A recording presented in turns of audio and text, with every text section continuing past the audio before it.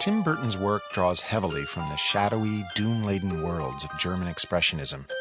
There is always present in his work a dichotomy between horror and humor, a mischievous delight in the grotesque and bizarre. This is reflected on a visual level by the influence Burton derives from 1960s pop art and the broader artistic tradition of the carnivalesque. In this clip, MoMA assistant curator Ron Magliozzi discusses the importance of these artistic traditions to Burton's work. Burton's carnivalesque, pop surrealist sensibility is evident in Mars Attacks, Charlie and the Chocolate Factory, Alice in Wonderland, and Hansel and Gretel. You recognize it through the exhibition in his use of stripes, question marks, pumpkins, and bold primary colors. The rotating black light carousel sculpture he created for the exhibition is a delightful expression of this aspect of his creative sensibility.